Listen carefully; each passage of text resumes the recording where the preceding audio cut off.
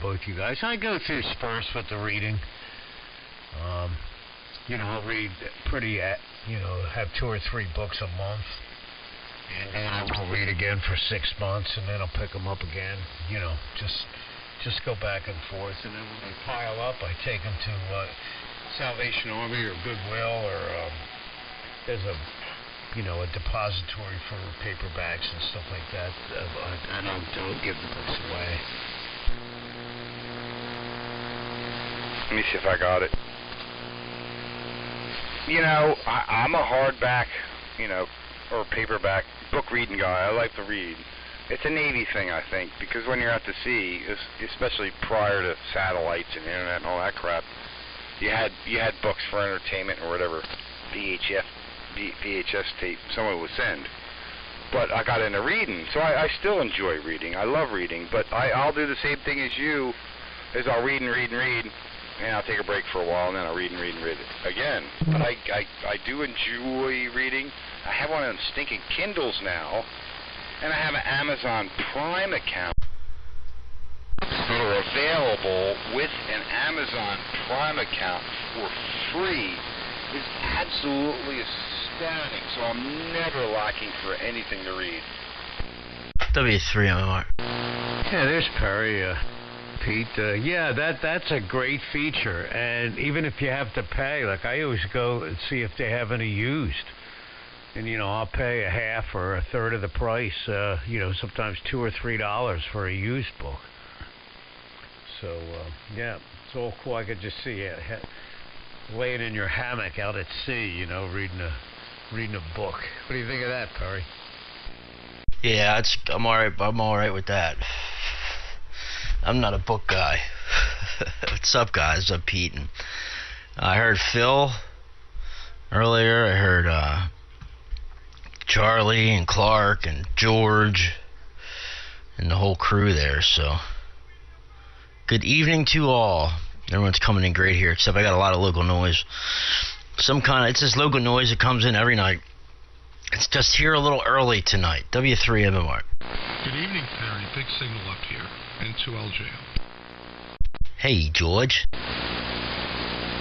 signal. You guys close to me are not doing well, and you and Pete and your dad are doing okay over here. Good evening. Hey, Yeah, it was a tiny bit of a double out of both of you. Yeah, good evening, Pete and George. Yeah, signals are good down here, man. Signals are real good. Everybody's above the noise. But I decided to get on the SDR because I forgot. I aligned my SX99 today, but it sounds great, works great. It's just I forgot to put a frickin' muting jack on the back to run a wire off the standby receive switch so I can mute it when, my TR relay, instead of switching off all, the standby switch manually all the time. It's just easier when we're in break-in just to use this rig. W2SBO. Yeah. My chimes for the ID timer are so loud on AM because I got to turn the volume up louder on AM than sideband with this rig. And man, that chime comes through. It's like, That's a dementia chime. And you're 20 over, actually a little bit past 20 over here in Schwenksville, or Schwingsville, PA. Schawinksville.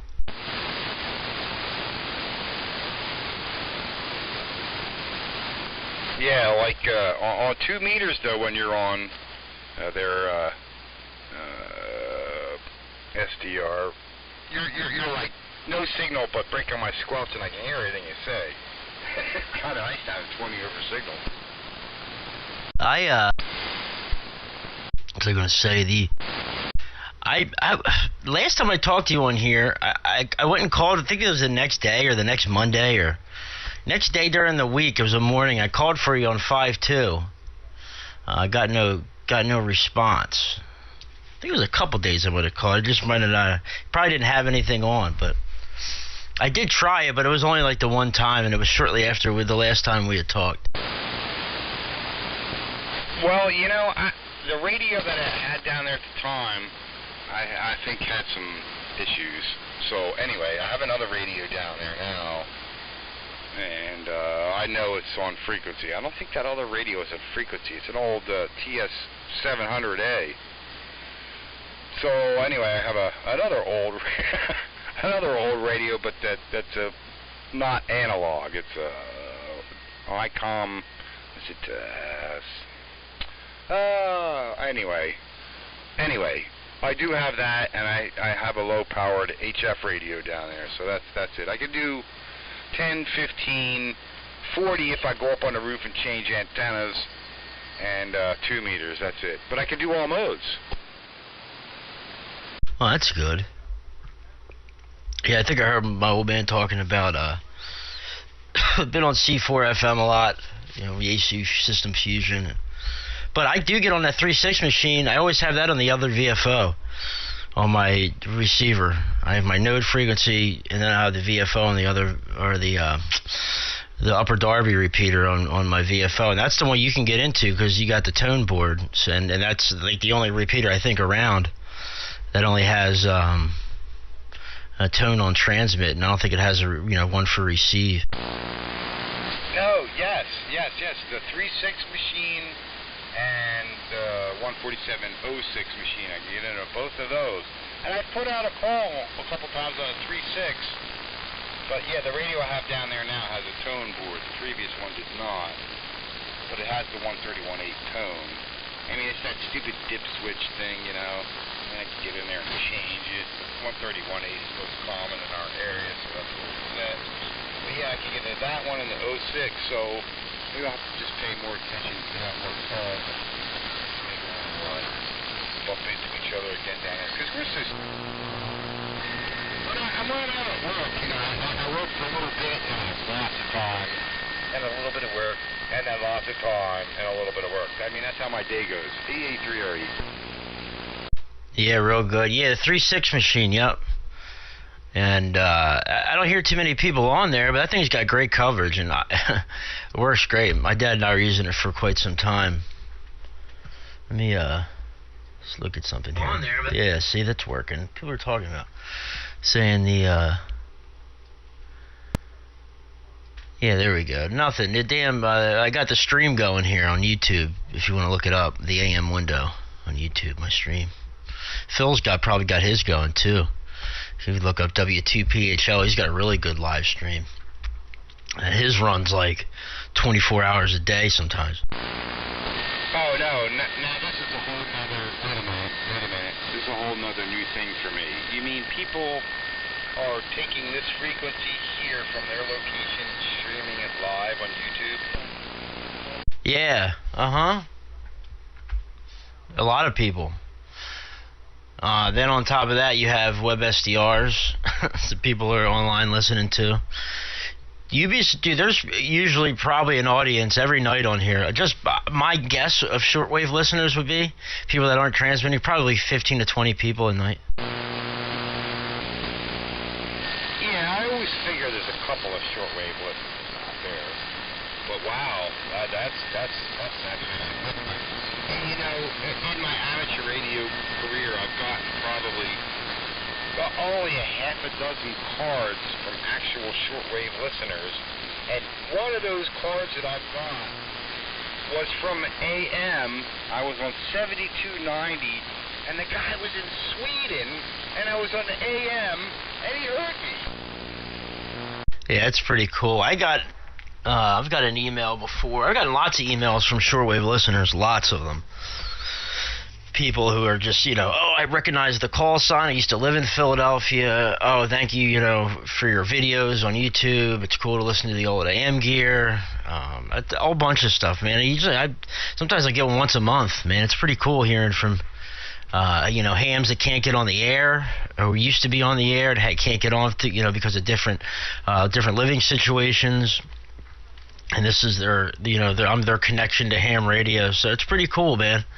It's definitely pretty cool. This is the second time I've live streamed, in the past, I don't know, a year maybe.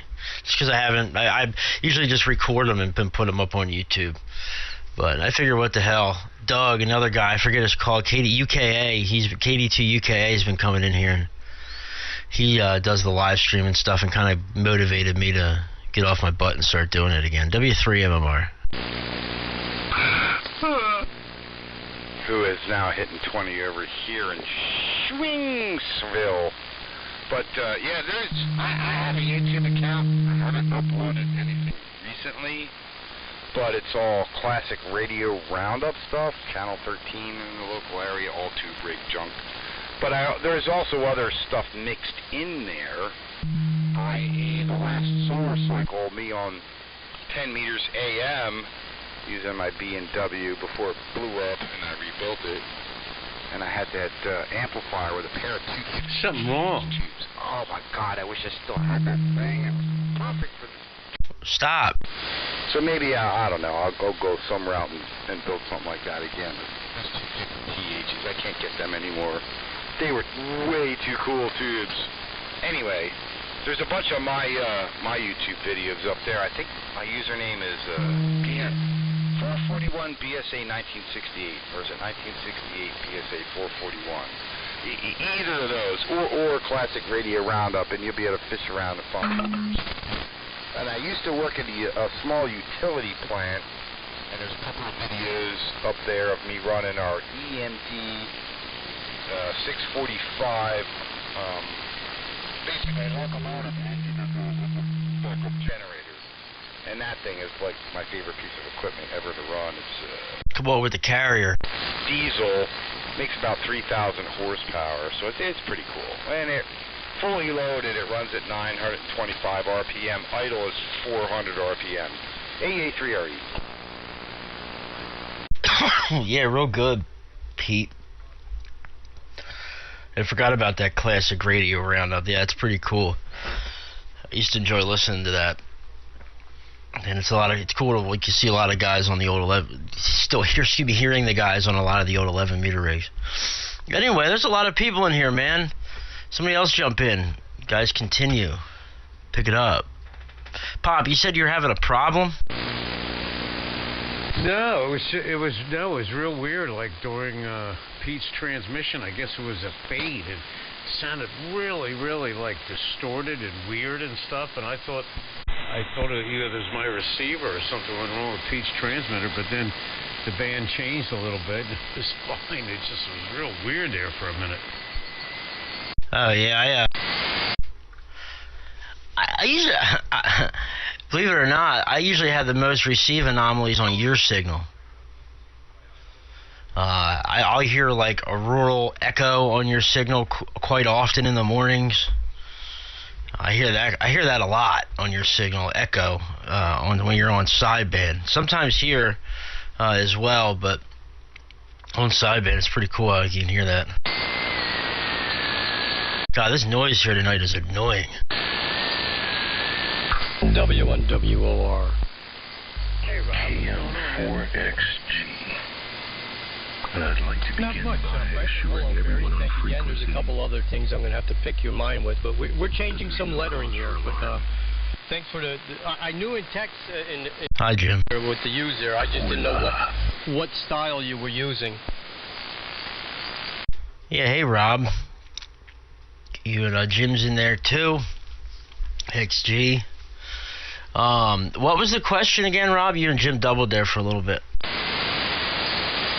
Hello, Jim. I apologize for that.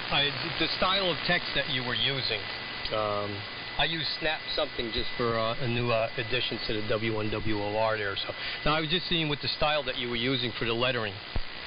I downloaded that. If you like, you can download free fonts all over the internet for Windows 10. Just search Windows 10 Christmas fonts or like Windows 10 free font download. And there's some websites where you can download. There's thousands upon thousands upon thousands of different fonts that you can go through and choose from. Then just download them, and they're super easy to install. It'll tell you how to install them on the page somewhere as well. But if you need help installing it, just shoot me a text. I can remember how to do it pretty quickly if I have to. Hey, I Perry. appreciate it. Thank you very much. Say that 3 times fast. Free funds, free funds, free funds. Hey, Brent. Yeah, free fun, free fun, free fun.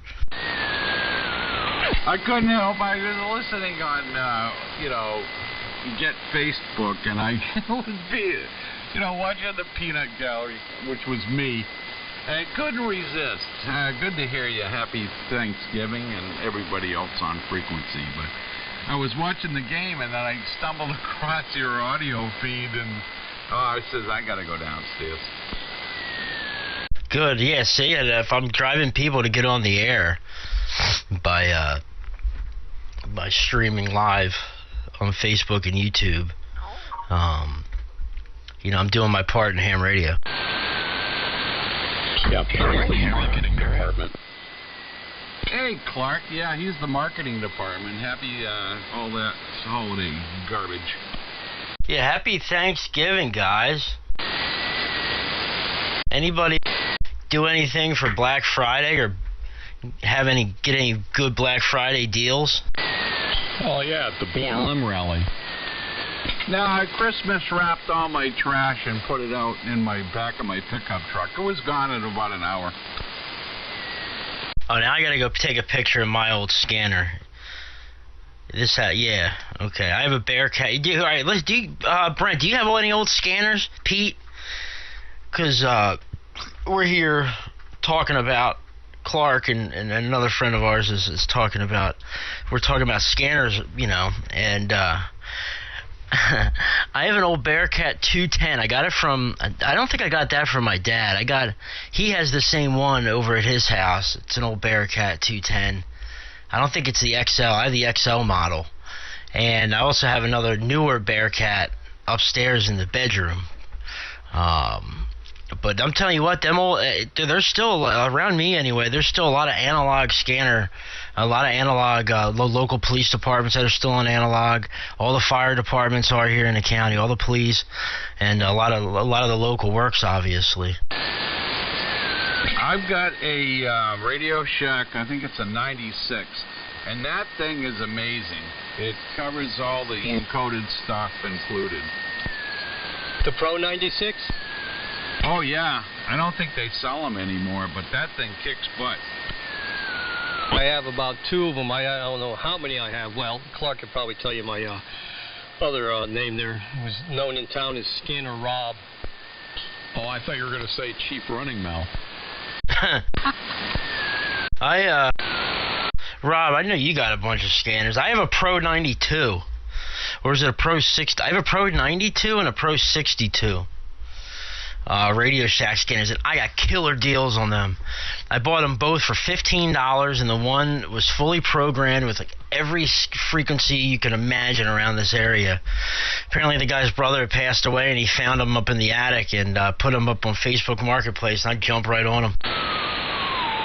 Well, here's the fun part. I got a friend in the communications business, and all the encoded stuff, no problem.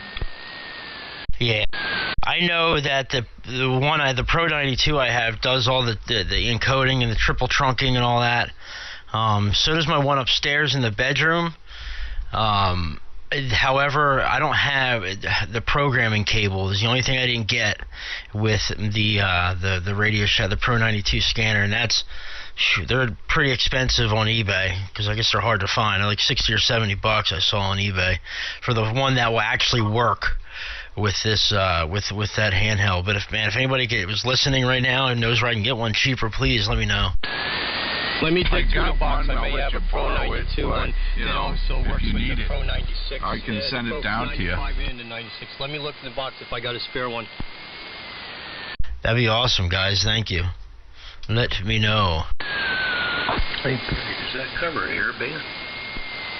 Jim, yes. Pretty sure it does. Pretty sure it does. Actually, I have a little shortwave receiver that I got off Amazon. I got for locating noise. It's got the aircraft band on it. The little thing. I paid like $40 for this little shortwave radio. It's got such good audio too, out of like a 1-inch speaker.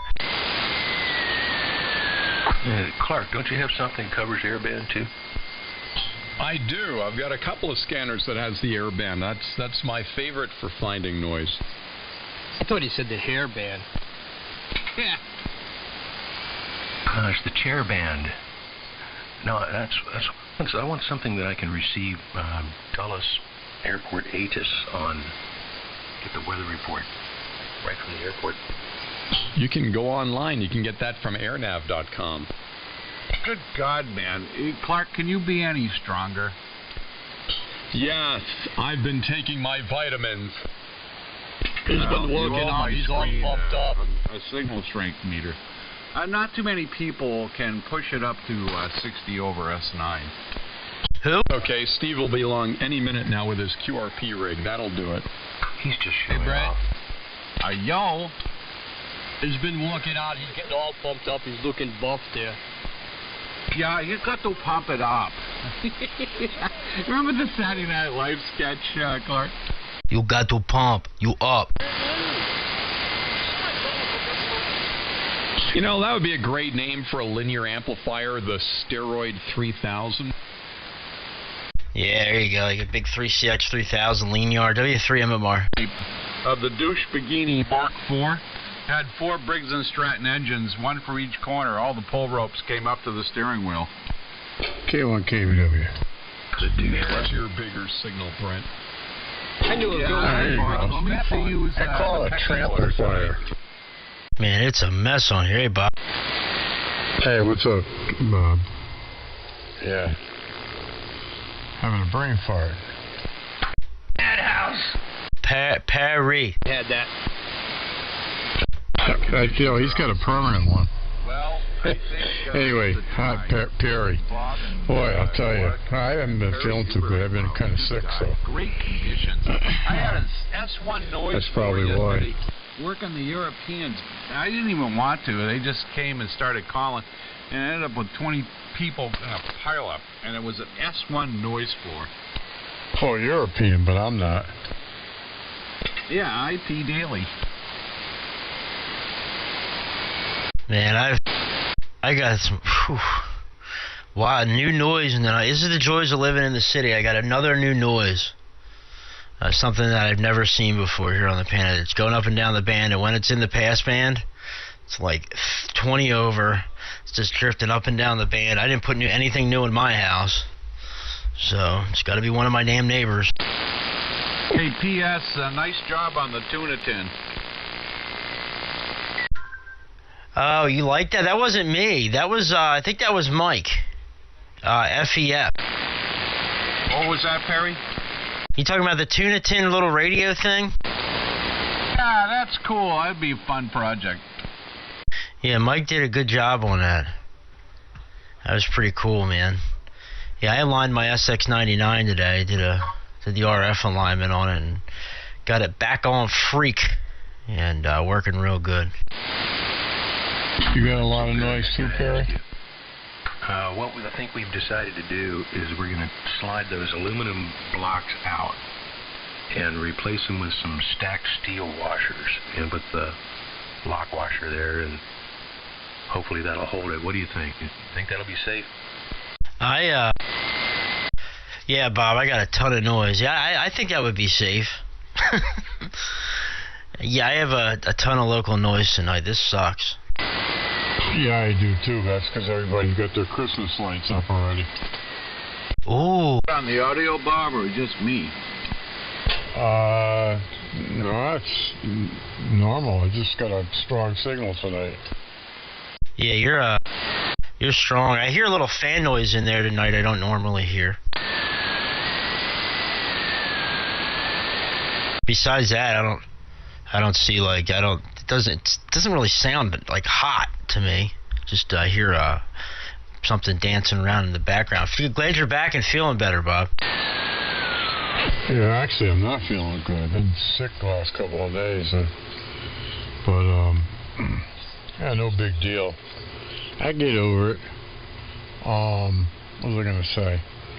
No, the audio. I haven't changed anything on the audio. I did change my my A to D converter. I put the other one in, and this is my old one. This one seems to be working pretty good.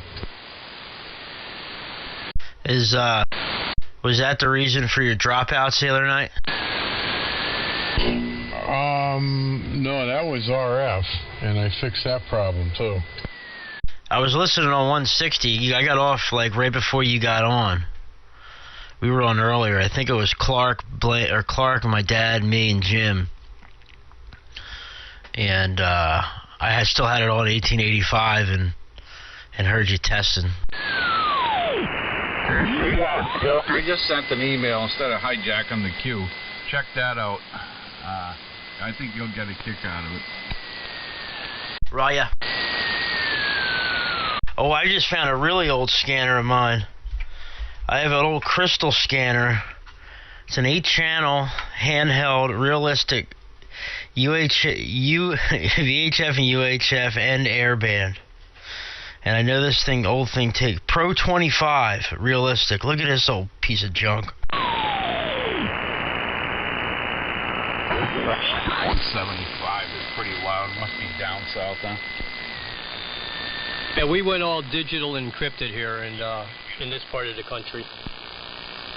All the police here in Delaware County, every single borough is analog. But if you go to Philadelphia County, it's all city of Philadelphia is all it's all digital. Yeah, the state police in Pennsylvania did, and they did a big mess up, boy. Millions of dollars of a screw up of their infrastructure of communications there. Yeah, we went with the new P25, and a lot of departments are on the new state system here in Connecticut. W1IA 530. Yeah, this little scanner works too. Inventory. Who's here other than Clark, Perry, and Bob? I missed a couple of calls. K1 KBW 155. W1WOR 1955. W3MMR, I know Jim's in there, KM4XG. Phil, W2PHL was in there. George was in there, N2LJO. My dad, W2SDR. Charlie, N1XEW was in there. But I haven't heard of them in quite a while. Everyone's here. It's fabulous.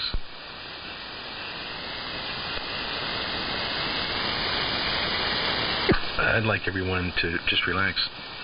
I have ignited the lava lamp, and the red matter is flowing.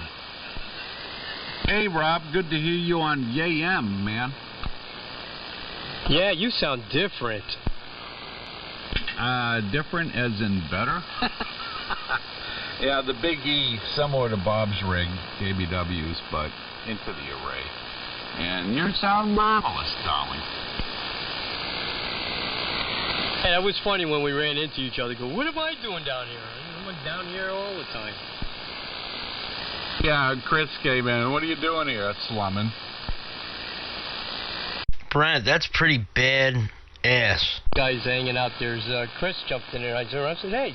And there's some other guys I know that came down from another portion of the frequency, 3996. There's a bunch of sidebanders. Broke off away from those guys and came down, and we've been hanging out down there. It's a fun group in the morning. Well, you're all 50 over, Clark's 55, Bob's 55. Everybody's got huge signals. Perry's in around 45 over S9, so what a pleasure. Well, I live a mile away from Clark, so that's why. Yeah, I like it. I got my SWRs up here a little bit. Let me hold on a second, guys. I gotta hit the adjustamento. There we go. Keep the SWRs down. There we go. Yeah, that's 0. That'll work. K1 KBW. Brent, I'm just sending you a request. Who, me? Brent. Yep. Yep. Guess that's a station down south there on 74. Alp's Morning Madness on Facebook. Oh, okay. I don't have it open right this second, but thanks, Rob. I'll happily respond to that. And by the way, Perry, Machine Shop should have the engine hopefully this week. had 2 pistons gone, rings gone. They honed the bores thousandths over, and the deck is straight and true, so they had to polish out one of the cam bearings the cam had some scoring on it, but I'm praying to get it back, brother. Yeah, man. It's been a it's been a project that's been going on way longer than you ever expected. I remember when I first started just shooting a little bit of coolant out. I'm gonna put some head gasket sealer in there. And now it's like, oh man, new head. You know what I mean? The machine shop. Gotta love it, man. I'm off tomorrow. Thank God. Looking forward to that. We've been slow at the shop. It's that time of year. It's, Thanksgiving, Black Friday, Christmas. People aren't spending money on their cars. So unless it's like something dire, people aren't getting, let's say, elective services done. W3MMR. P.S. I really enjoy your welding. I look at you stacking dimes and I'm thinking, if I can stack $half, I'm doing good. I enjoy welding, man. It's fun. Some days I do, I guess. But, it just takes practice, practice and good machine setup and a clean surface. That's the easy part, or that's the hard part. The easy part is going in little circles, like an E. Making a lowercase e is how I tell people. The flat part of that lowercase e is the seam. You go a little bit up, right? 25% one way, or 50% one way, then back down 50% the other way. And come back up in the middle, and start over again. So that's how I try to tell people. And if the thing starts popping and it hits a rough spot, a spot that's not clean, just keep that MIG head in there. Don't let off the trigger. Just keep it steady. Best way to do it is to have some music on and use the rhythm. You get a good rhythm going, man. It'll look like you just rolled over a roll of dimes. That's a good point. Yeah, just turn some tunes on. That's what I used to do when I was doing TIG welding. I get the rod and I go just to go by listening to some music playing, and man, they'd all come out exactly spaced. You could measure them with a micrometer. Yeah. Go ahead, Brian. I'm getting a lot of practice, Bob, and it's getting much better. And you're right, Perry. I know about clean surface, but set up on that damn Omni, I'm getting better at it. And I usually do test and then set it up and adjust. And it's getting really good at it. But, cutting in the rockers and all that stuff. Man, it was fun. I got it down, and it really came out good. Once you get the settings right, you can just stream along, brother. Spent all the time and money you spent rebuilding that engine. You probably could have got a brand new one, cheaper. I'll tell you what, Bob. I'm normally on that train, but that's a badass little John Deere, man. That thing. I don't know if you'd be able to find a complete engine for that, nor another one like that. A little 3-cylinder diesel garden tractor. I'd love to see that thing. We have garden tractor pulls every year at the Salem County Fair over at my dad's. And I did it when I was a kid one year. Built hot rod freaking old garden tractors with a friend of mine. I was like probably 15, 16.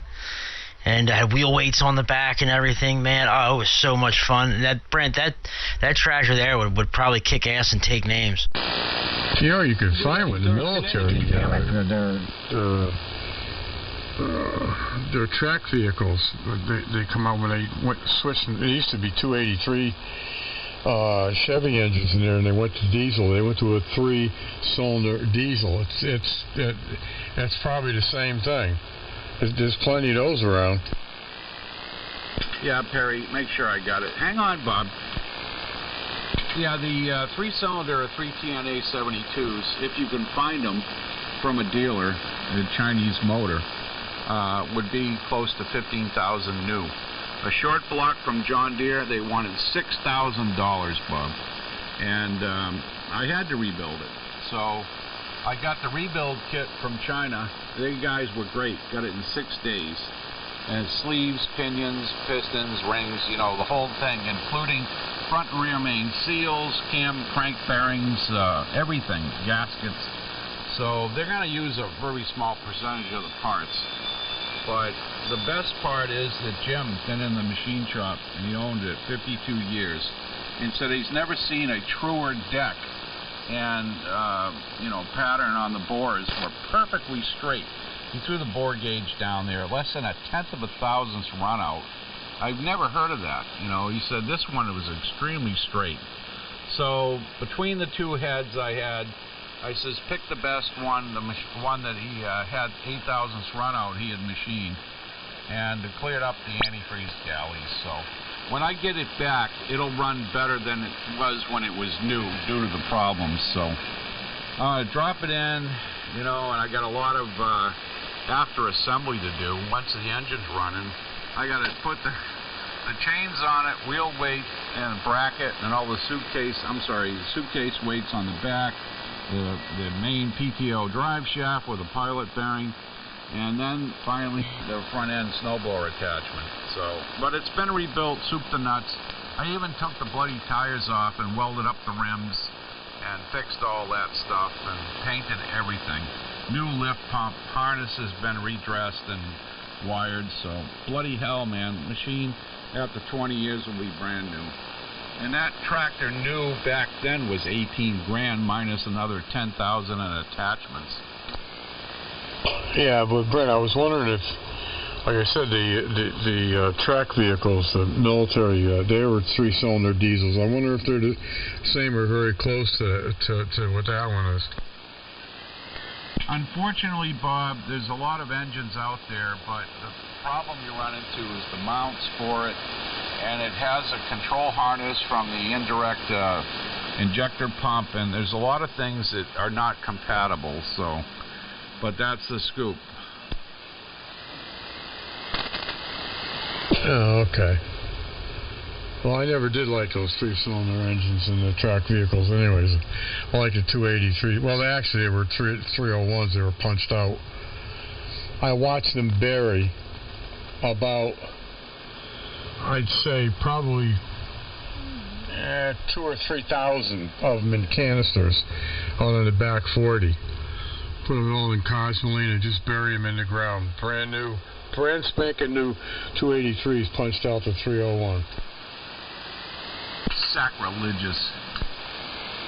Oh, I know. I'm sure they're still on the ground over there. Man, I'd love to get a hold of those. Wow. Yeah, you and a lot of other people. Yeah, it's yeah, Brent. Well, best of luck, man. Hopefully, all goes back together as planned. Yeah, I'm sure it'll be fine. Here's the best part, Perry. They got to put it on the run stand and run it, and double check everything and retorque the head. So I'm going to get back an engine that was fully tested. Well, that's good. That's a good. And you should. Where's okay? So where the head? The head you've already taken to the machine shop, right? Well, I took my original head to the shop that had 8,000ths run out on it. That was the primary problem to start with 20 years ago. His head to the shop. Is that the one you brought up to Near Fest a couple of times? Yep, same machine, Bob. Oh, okay. Yeah, that was a nice machine. Hey, Clark, what's up? Good evening. Hey, Clark, I'm looking at this AirNav, and I don't see how to bring. I don't see how to bring this. Do you know how to do it? Do a search for airports, and then when you get to that, the K something or other, it'll be down the page. It'll show you both the METAR and the TAP for the airport. Yeah, I got a list of all the frequencies in front of me here, but I got IAD D-ATIS 13485, but there's like no place to click on where I can listen to it. Oh, I got you. No, that's for reading it, not for listening. Sorry. You check out that email, Clark? I'm dealing with a flurry of stuff, but I did get it. I'll check it out. Yeah, I saw it. I think it's pretty badass. Isn't that cool, Perry? Get that phase, magnitude, power, 2 ports, Arduino driven. Charles and I and Frank are going to make some, improvements on the design. Charles is a brilliant guy. 500 hours of R&D, 7 prototypes, and he's going to provide me the graphic interface with the programmed Arduino already, plus the code and the Gerbers for the boards.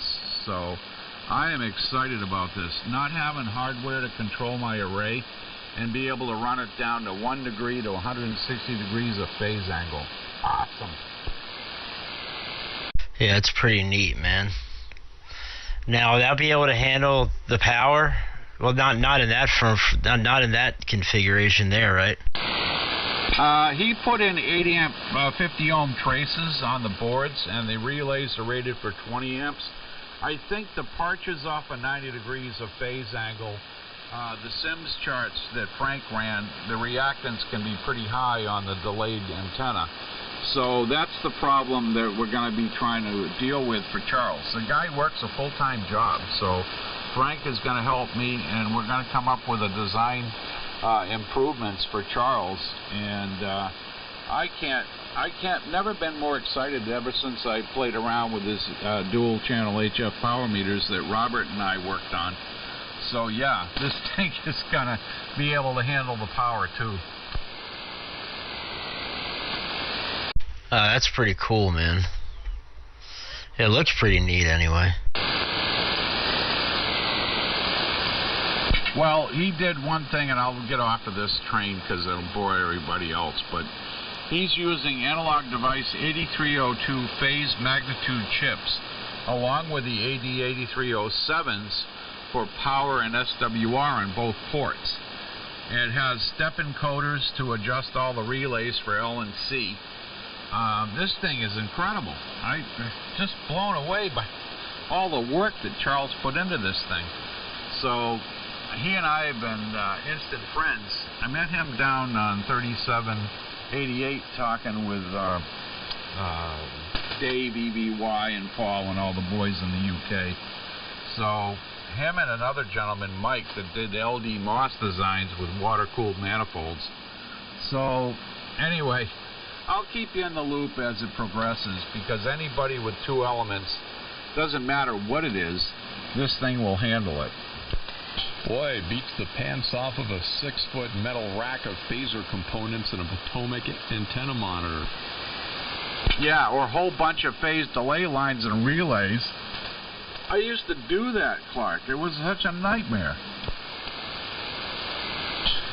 Well, I looked at it briefly. I'll check it out. I mean, we had a directional AM station, actually 2 that I looked after, and so I'm used to that. I'm used to like the variable inductors and stuff like that, and having to keep the antennas phased correctly. Both of them were 2-tower stations, so they're relatively simple. But I've never heard of anything that you could do like in a box like that.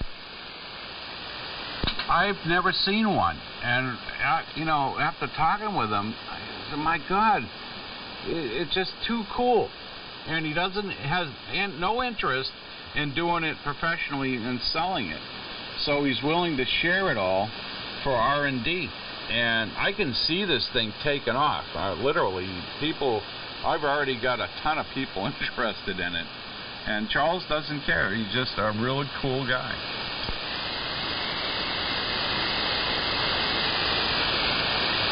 He's going to get all the Gerbers and all the code for what he wrote, and he's willing to share it.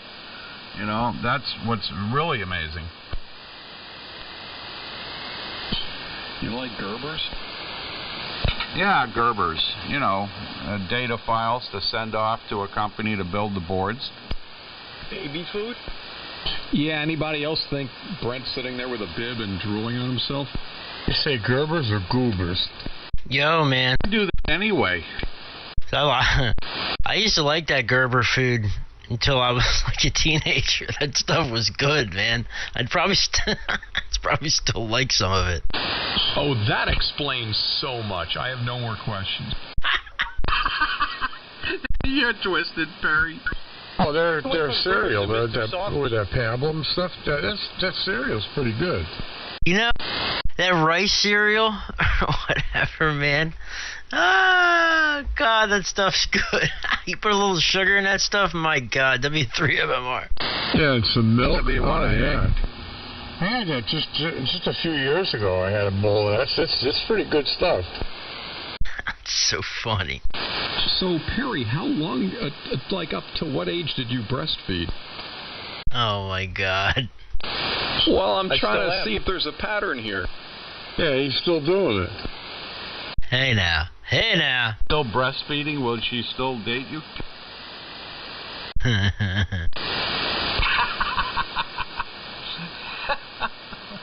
Oh, man, it's twisted. Yeah, you guys are sick. Hey, Perry, pretty soon you're going to be thinking of Mr. Softy as prune juice. Man, you guys are sick is right. Hey, you remember that John Balby song, Hello Headlights, What You Knowin'? How about tiny footprints on the dashboard upside down? Yeah, it's a great one, Rob. You ever see Dr. Dirty in concert? Yeah, he performed up here in Westport, Connecticut a couple of times. I got to see him, and then I got to see him over in Long Island. Hey, remember the lyrics to Eat Bite?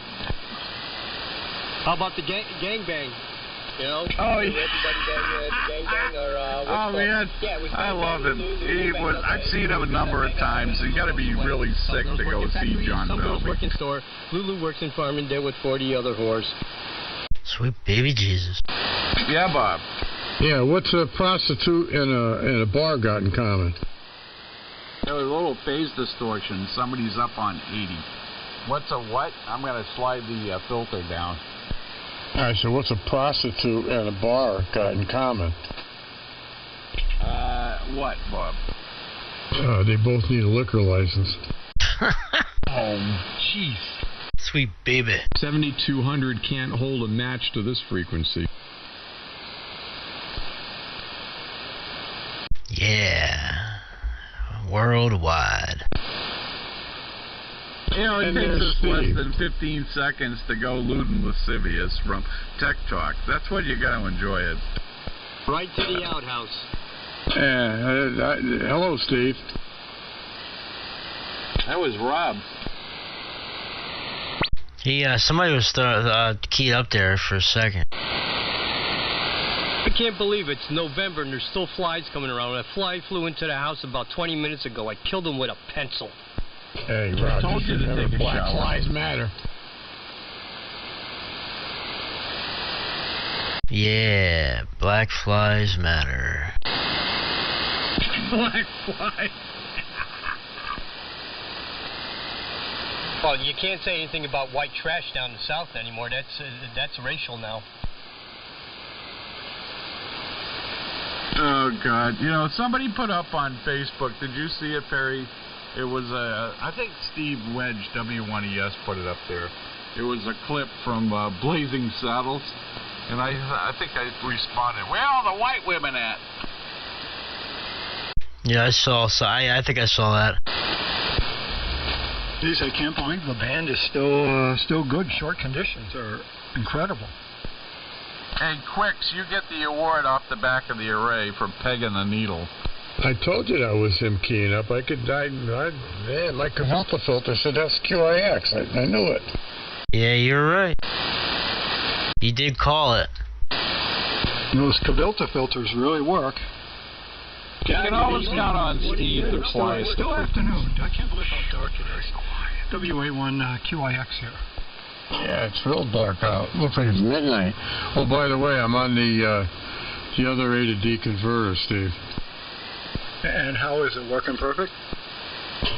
I don't know about perfect, but it's the most of the jitter is gone. It's about maybe an eighth of an amp difference in the meters. Okay, well, if you want to check it, check the two diodes going into the sensor circuit. I bet one of them has a high resistance or something like that. Anyway, I don't want to bore everybody with that. Just want to say hello and go in the other room and get something to drink, water, and I shall be right back. Oh, okay. Yeah, I set it up with the scope. I think I sent you a picture of it. I put the thing in. It was perfect. Oh, excellent. Yeah, I didn't even have to adjust the damn thing. So I said, let me go to 160 and try it there. It works there too. Oh yeah, if it works on 75, it'll work on 160. So it's not doing the back and forth thing. Like I said, maybe an eighth of an amp. Yeah, okay, yeah, that's, I bet I didn't even check that, the sensing circuit, the circuit that makes the LEDs light up.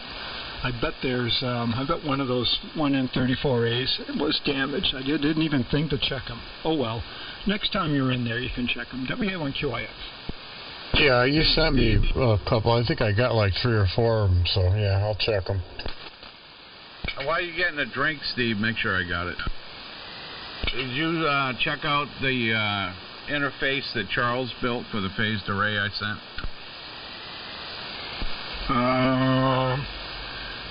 If you sent that to me, I didn't get it. What day did you send it? I haven't seen anything from you. I'm looking back here in my email. I went back to the 25th. Nada. All right, I'll forward it to you right now. It's really cool. I think you would appreciate it. But let me ship it off.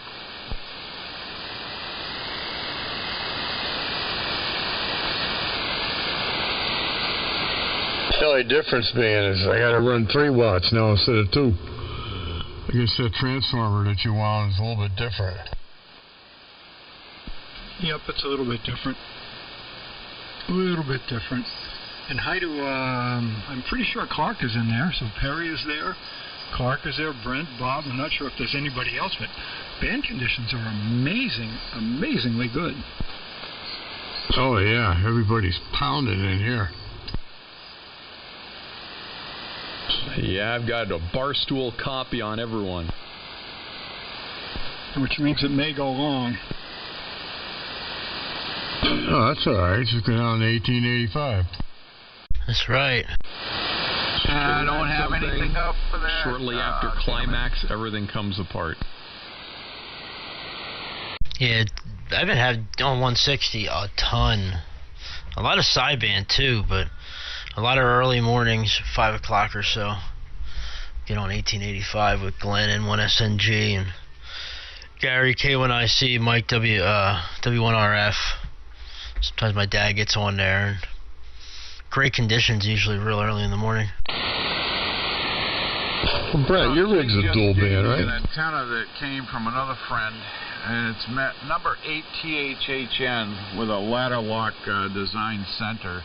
And I'm going to go shoot that up in the woods, Perry. I got nothing on 160. And I've got to get that antenna up. I'm not going to go another winter without 160. And Bob, I think I'm going to take the H modulator and set that up, the smaller deck, with 160. Oh, okay. Yeah, I was just saying, because the one rig you got now is a dual band, but I forgot you only got your antenna's only for 75 and 80. You're using coax, right? You know what? I should get off my lazy ass and just add the relays and the additional tank and loading for that to switch to 160. That'll be less work than swapping cables over and all that horseshit, so that's a good idea. W1IA, almost 6 o'clock. I'm probably overdue. Yeah, K1 KBW. Yeah. That's why I like using ladder line, because my antenna running on any frequency. I'm going to do, Bob, the NEMA box project with the remote antenna tuner. I don't have time to deal with the stepper motors and controllers, so I'll just put together a Pi net real quick with a couple of caps and the edge-wound rotary inductor and preset it with a vector network analyzer out there and just run hardline out to it. So the box can basically sit on the ground or next to a tree and run the 600 ohm up to the antenna, be done with it.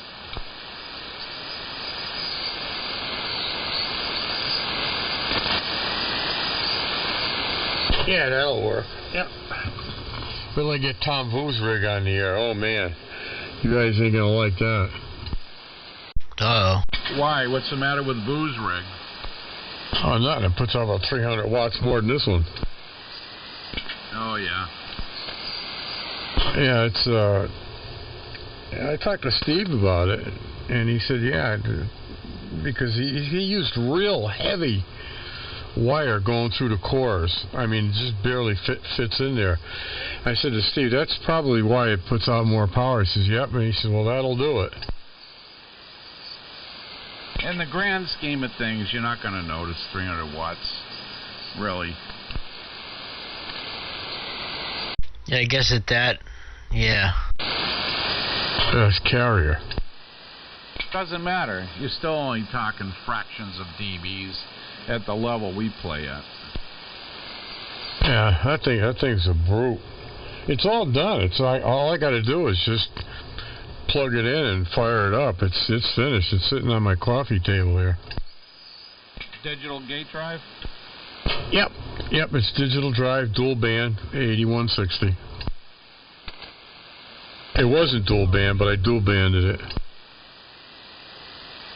Yeah, I think your audio is a little hotter tonight, Bob. Oh, okay. I was a little bit close on the mic. Is that better? Yeah, it's a little better. I don't know. Maybe it's the band. The band's in such good shape. I mean, you can hear a pin drop on people. Yeah, you're like a 35 over. The band's phenomenal tonight. They were a little tight on the mic earlier. Maybe that was it, Bob. Yeah, it could have been. I just backed off. I'm about a foot away now where I usually am. So, yeah, I was kind of climbing up on it. Oh, well, you know, that's what happens when you get old. Start leaning forward. Rob, you still here? Checking in. W1WOR. Excellent. You're doing really well. You're that close to Clark? That's scary. We're just friends. Oh, I thought you were dating. Well, that too.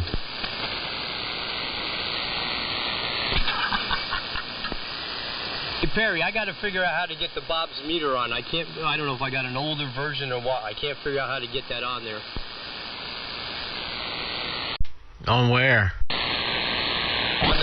With the Anon. Well, you can't get it to work? Like the one you downloaded won't, work at all? No, for some reason not finding a cat. We'll talk about it some other time. I just saw it up on your page there. Your page looks good. I like that. I got to look at those free download fonts. Yeah, his new meter doesn't work.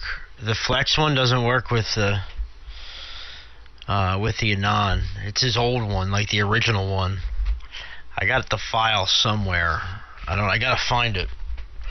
Well, I guess I could compile it here, but I have a zip file somewhere. W3MMR.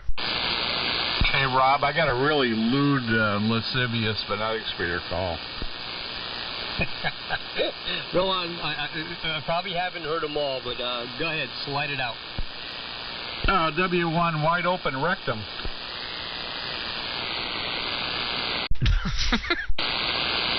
Well, what did the blade say? It was a whorehouse. I'm sorry. How about wrinkled old rectum? Yeah, well, hey, come on. There's nothing that you can say to defend me here. Come on. I'm a Frank Zappa fan, a Dr. Dirt fan. Come on. If it's dirty and funny, I'll laugh at it. Yeah, you know, I really have a lot of respect for you now because, of course, you know, being able to. Do you ever go to a Dr. Dirty concert and watch these people walk out? Well, we sang along right with him. I was not too far from him in the piano. Yeah, come on. I got recordings of it. I got albums of here and stuff of him. Oh no, he was great there. You know, what was one of my other favorite ones? Well, yeah, Tiny Footprints up on the dashboard, upside down. You know, the Gang Bang. Like I said, the Bang Bang Lulu bangs all day. Some girls will use a Kotex. Some girls use a sheet. Lulu uses nothing. She leaves a trail on the street. That was a classic. How about Rico Little Rob? Have you seen Roger Entwistle stuff? Slurp softly, sis. I think Mom's in the other room. Let me, I'm gonna jump out of here, guys. I gotta run down the street to Mom's house and grab my laundry. I don't have a washing machine here, so instead of going to the laundromat, I utilize Mom's house, which is a block and a half away. Yeah! I don't care. Lucky me, right? Anyway, we'll catch up with you guys back here in a bit. W3MMR. Catch you later, Perry. K1 KBW. I think if... See you shortly, Perry, W1A. Go on, Brent. I think if my kids came over to my house to use my washing machine, I'd say, you guys make a lot of money and you can buy your own washing machine. Yeah, I suppose. You know, I guess it depends on a lot of things. I'd have my own washing machine, Steve, but I don't have the hookup here. The landlord took it out because the water's not included here in the shebang, or the water, excuse me, is included with the rent. So I already asked her. I said, I'll put the plumbing in. Can I buy a washing machine? So trust me, I want one.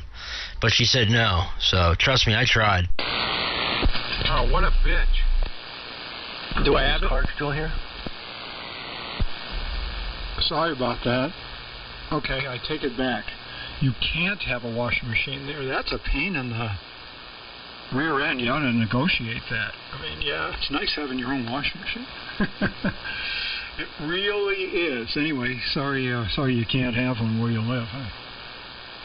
You know, if their landlady says no, I suppose she'll say, well, we can increase your rent by $10 a month. You really think you'd use $10 worth of water a month in a washing machine? I don't know. Depends on how many clothes you dirty, I guess. I even said that. I even said I'd add to the add to the rent. You know, but she wasn't having it, so look, she lets me put all my antennas up here, doesn't give me an issue, you know, it's very, there's a lot of other positives to it, so I just kind of keep my mouth shut, man. It is what it is. I'm lucky, you know, it's fortunate. It'd be a different story if I had to pay, you know, to go to a laundromat and all that stuff, and obviously, you know, I help out down the street, you know, every chance I get with my mother as well. So she doesn't mind, you know, me using it. It's not like I'm just using her to use her washer and dryer. So anyway, we'll catch up with you guys later, man. Band's hanging in there. Everybody's coming in great. Hopefully it'll hang in there a little bit longer. W3MMR. Yeah, okay, Perry. Well, you know what? I'm not one to really talk because two of my kids, I only have two kids, are still on my cell phone plan, and Michael makes a lot of money. He's an engineer. He does quite well. But my son Joseph barely has two nickels together, and I don't want to punish Michael for being successful and say, you know, can you get your own cell phone plan? Where, you know, he wouldn't say anything about it because he loves his brother, but he'd probably think, yeah, but Joseph gets to stay on it. So I leave them on it for the moment. So yes, we all have our little crosses to bear with our kids. Mr. Clark, come in. Yes? You were being paged. When was this? Hey, Clark, it's me. That's a cool website. It's very, very cool indeed. And it turns out that WebSDR here in D.C. covers the airband. Oh, well, if you want to hear it, then yeah. I thought you just wanted the information. I mean, when I go flying, I go to AirNav and I read the weather information. You know what? I couldn't see that. I'll look again. Well, it's also at aviationweather.com, or .gov. I forget. But anyway, you can get METARs at airports from a number of websites. And hi to Jim, if that's Jim in there. Yeah, hi, Steve. Everybody's doing great. The band's in amazing condition. Yeah, it's been good all night, all morning, all day, seems like. You should have heard it last night, Steve. I had S1 noise floor. I worked a General Mobile station that was over there and near Brighton, and he was a 20 over. I'm getting a little popcorn noise in the background. It sounds like snow static, but I don't know if anyone else is hearing it or not. Everybody's got their Christmas lights up already. That's where my noise is coming from.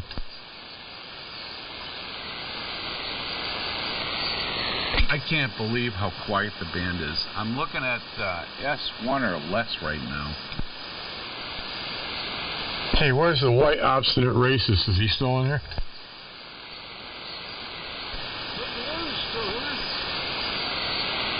I think he's in the washing machine. Washed out, Rob? No, I'm still here. Who's racist? I'm not racist. I treat everybody freely. I hate everybody. An equal opportunity hater. That's my old saying. I just tell people I'm not a racist. I don't like any. If you're not Italian, I don't like you.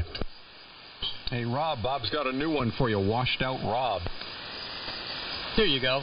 Speaking of that, I got to hit the dishwasher in a few minutes. Just like the spin cycle. Yeah, won't organize radio. Go get yourself a spin cycle. So it could be worked over Rob. Worked over Rob. Washed out radio.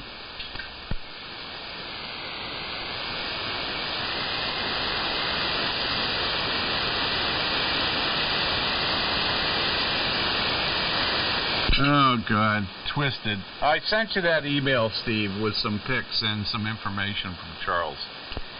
Wrinkled old rat. Want only Republicans. There you go. White only Republicans. There you go. That's a good one.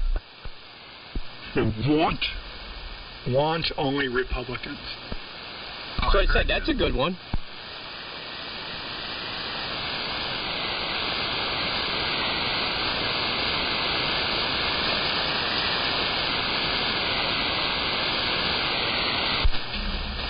My son Michael and his girlfriend stayed here last night, and party yesterday and all day today. And he's such a good conservative. He is.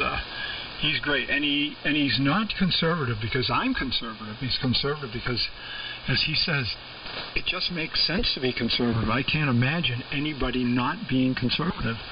It is going on and all the reasons. I said, boy, this guy.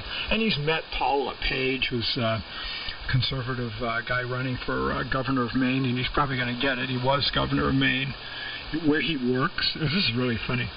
They had all these blue, I forget what they were, something that was blue, and somebody mentioned that, blue is the colors of the Democratic Party. Took them all down and made them all red. I forget what it was. Michael told me about this, so he really likes where he works. Who's the guy that wants to run for governor? There was something going on with some governor up there about stuff that he wanted to do there. If you were having sex with somebody, it had to be verbal and saying certain things there, and then he wanted videotape it, and I think it might have been Maine. Then he wants to send it in for approval if you're doing things properly. Oh, that was the blah blah Blasio? That would not. No, I don't think it was de Blasio. I think it wasn't in New York. That would not be LePage. The current governor would do that. That's who I think it is, yeah. And then he wants to review it. How sick can you be? Well, it's a she, and she's a Democrat. Yeah, they're just trying to get a YouTube channel open. That's sick. Okay, here it is, Clark. Metar, K-I-A-D, stowed away in a little corner of the web page here, and it's all in code. 282252 Zulu. Wind. I guess that's wind. 020 at 7. Visibility 10 in smoke. What is this? 6500 scattered, 25000 scattered, and then a bunch of other code I can't decode. But it doesn't have that it's not the ATIS. It doesn't say, please say you have information, Charlie. You know what I mean? Oh, you like the voice thing? Then yeah, you should probably find an SDR that can turn that in. Or here's another one for you.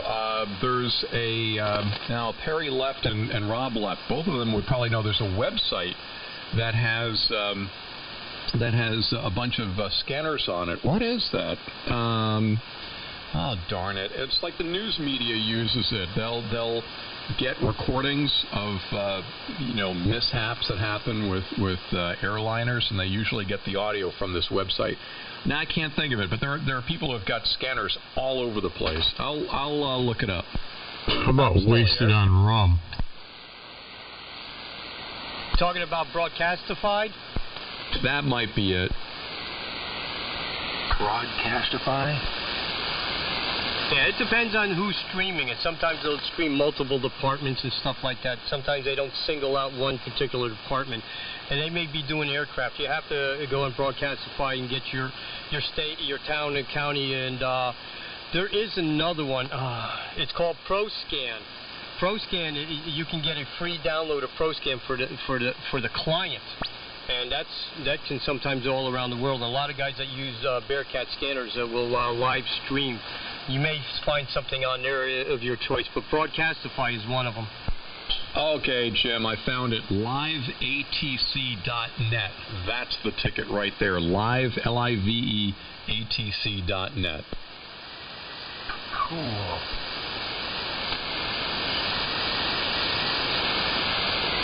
Yeah, I don't want to buy an airband receiver if I can get it on the whip. That's the spirit. The portable that I bought's got the airband on it. I would kill for one of the latest. You guys were talking about it earlier. High-tech receivers. The SDR Play works okay, but it's the only half-decent receiver I've got. Solid-state rice boxes suck, and this is a good substitute. Yeah, I bought one of those SandGens. That's a nice radio. It's got the airband. It covers everything. The Anon you guys were talking about. I think Perry and it was you, Rob? I wish I had one. Yeah, we got an Anon. I was talking with Chris, RGW, and those things have, the ability, not only that, but it's a standalone, so I'm pretty sure they're standalone. Is there a computer interface with them, or just standalone? Well, there's another good one that Chris has, and it's making more progress. There is the open software, or Anon is open software. There's Expert Sun SDR DX, which is a very good another software-defined transceiver radio. The new Flex is standalone. My son Bobby's got one. You don't need a computer with it. What a nice radio. And when that goes, you turned around, your whole thing goes out. We rather have separate. And Flex hasn't done any firmware software update in 6 years. Yeah, I'd go with an Anon, for high end, but they're pricey. That'd be a dream to have something halfway decent. Oh, you want to play? You got to pay. Well, you know me, Bob. We're a fixed income, and then, $3,000 dumped into this tractor motor. The machine work alone is going to be around $2,000, never mind the parts. So it's tough, brother. And I don't know. We survive. I just got rid of my 6500 Flex. Yeah, I'd love a Flex for one reason. Basically, to be able to run remote would be the kick-ass, and be able to tie the E-rig into it and use that. Ah, man. Yeah, well, you can remote the Yanans too. But like the 5000, I got two of them. They're, you can get them now for like $700-800. They're ridiculous. The price has gone up. The market is going a lot higher. People are selling software-defined radios, Flex, Anons. Well, you don't find an Anon come off often. One just came up at 7,000 Blueface. The DLE just came up, and it's sold for just about what the guys are paying for it. Market price on a lot of radios are staying just about what people pay for them because they don't have to wait for them. The Anon is out 8 weeks. The Sun SDR is available still right now, but a lot of the things, Flex 5000 sold just earlier with the 2 receivers, automatic antenna tuner, fully loaded, and something else, sold for $1,500. I paid $14 for the one I got upstairs, and that's got the second receiver, the automatic antenna tuner, and the 2 and 440 module on it. That's what I'm saying, and it's still the Power SDR, what's his name, is still writing for it. Flex has done nothing in 6 years. Oh, I know. I don't run their software. I run KE9NS. Is that it? Yeah, KE9NS. Yeah, that's Power SDR, Bob. That's basically the same thing the Anons run. Yeah, I love his stuff. Man, I'll tell you, I got 3 32-inch monitors, and man, I'll tell you, that fills up the whole thing. There's more buttons on there than you can shake a stick at. Yeah, Flex went to a whole new software, the whole new format there. I mean, they don't even have squelch on there and it's stuff, and the diversity on there. You have diversity on there. The Anons have diversity. It's just, Flex got into a military contract and forgot about everybody. W1 want only Republicans. Wasted all Republican. Anyway, yeah. Well, I like the KE9NS software because the meters are big and and it's got that little camera on there. I can click on that, take a picture of your transmission, on my pan adapter and send it to you. Yeah, the Anon will do that. The Sun Expert will do that, and also even the AirSpy HF dongle receiver, which is very, very good. It runs on console version 3. The SDR Play, which will run console version 3 software, or the SDR Uno, which is still very good. And the SDR Uno on the Duo SDR Play, you can have 2 separate receivers, also has diversity. Diversity is very nice if you're running 2 separate antennas.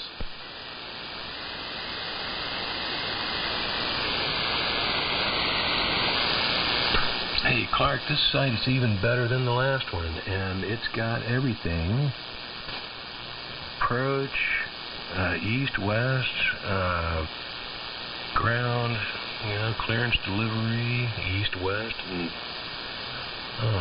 and departure, tower, a couple of different towers, but no ATIS. Dadgum. For Washington? How's that possible? You want another good one? Yeah, I'm ready to copy. ADSB Exchange. I use that here. I'm right down the street from the Westchester Airport. It's ADSB Exchange. .com. That'll show you the flights that are the height that they're going, if they're descending or going up, and their airspeed, their ID numbers on there. Yeah, but Jim wants to listen to the weather forecast from the station, from the airport. Yeah, well, you can do that too and watch that. I got 8 monitors to do that. No, it's a specific broadcast. It's called Area Terminal Information Service, I guess. No, Air Terminal Information Service. Yeah, that's a ATIS. And it's like a constantly broadcast, updated every time the weather changes, which is quite often. They'll go through the whole alphabet in a day, and it's got, just the basics of what's happening at the terminal weather-wise. Time to set up a GoFundMe page to get this guy a scanner. Ha ha ha. That'll be a 1A. KM4XG. You have an SDR Play? What? SDR Play receiver, a software-defined receiver. No, unfortunately, no. But I'm looking at some here. Some came up in the Google search I just did. Yeah, W1AEX. Rob does that. He got on one of his pages, and he sets it up for air, for plane listening in. Is it Kilo Mike 4 X-Ray Golf? Roger. Oh, okay. Sorry, I just didn't have your call written down, Jim.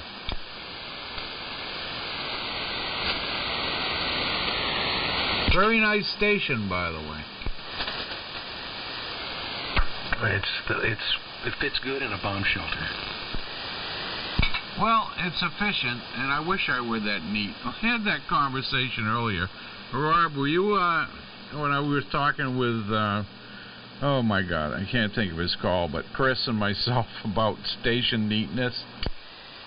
Yeah, remember I said I cleaned the bench off one day, and a week later it's all dumped back on there? How many times Clark goes, can you solder up something? Can we solder up something? I said, yeah, I got to clean the bench first. Oh, God, I wouldn't even take a picture of my shop right now. It looked like a bomb went off in there. It's layered with multiple projects that, you pull the tools out, okay, I'm done, throw them on the bench, and off I go. And it got layered. Clark, tell him how many times I could. Did you borrow one of my tools when we were working? Did I, or leave it over there and stuff? He goes, no. And so I go on Amazon, I buy another one, and when the one comes from Amazon, I find the one I lost.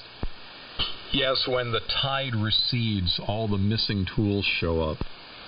You know what really sucks, and I think I responded in the email, Rob, when my wife cleans, and I know where everything is. It may be a mess, but I know exactly where I put stuff last. And she'll clean up, and then I can't find anything. I drive Lynn crazy. Did you see this, or did somebody take it in there? There it is. There she goes. And my mother always says, Robert, put things back where you can find them. I would, then I can't find them. Remember the job I did? You had something, Clark, I had the screw was stripped, and I used my extractors. Well, I put them in this drawer cabinet or put them in this one. I said, finally, I'm going to put them in the area where they belong, so they're there all the time. So I hung them up on the pegboard, both sets of them. I couldn't find them. They're right out there in view, right on the pegboard. I looked past it a million times, looking and tearing out the drawers, everything. Going back, I said, let me sit down for a while and let it go. Maybe, I'll think about it. Well, I went on, I found them on eBay, the same ones that I had, because they were the Black & Deckers that they sold when they were the good ones. And all of a sudden, I get the thing, your package is out for delivery. All of a sudden, I'm cleaning up, and I look for my tape gun. Right next to my tape gun is the extractors. I hate it when that happens. I heard him say he got so upset he was tearing off his drawers. Kinky. I went to war over that just a couple days ago. I went in the medicine cabinet to get my scissors and my little comb to trim my mustache, and it was gone. Mustache or the scissors? Hi, Charlie. That scissor set and comb that you use on your mustache, you've seen them, those little tiny combs. And it's been in there for years and years and years. I use it every time I trim my mustache. I go in there and it's gone, and I'm looking in the other doors, it's not there. She thought that a drawer down under the vanity was a better place for her. not. Oh, man, aren't you pissed? You're like me. A tool, you put it down, and I have a mental, photographic memory of where I put everything, and then it's gone. It's like somebody changed the picture.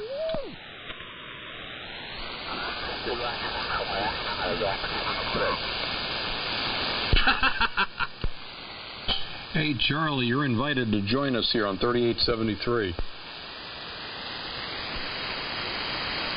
Not so specific, and that's why the toilet seat is always yellow. Well, at least it leaves it down. I can get there from here.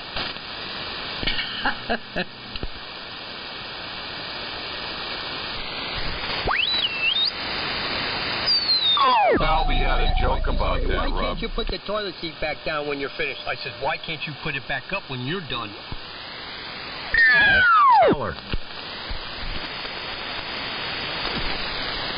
Women have the ultimate control, though, Rob. You know why?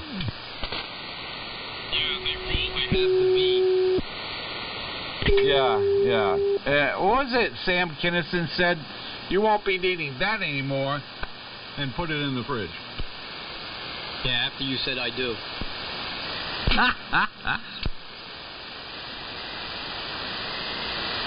What's the old saying? What's yours is mine, and what mine ain't yours. I miss Kinison. He was twisted.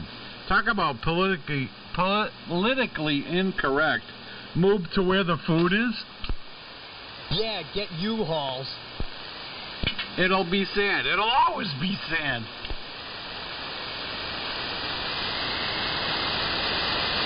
The world has got no sense of humor every day. He was loud and yelling all the time, and I had a boss political like that. correctness, which I think is hideous joke.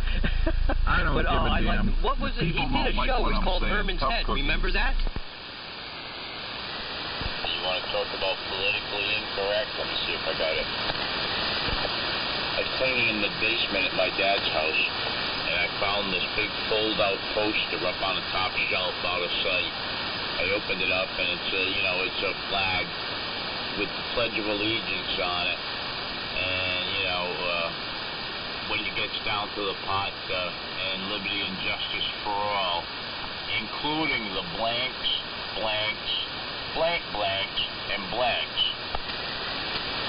Wow, that's got to be dated back there, Charlie.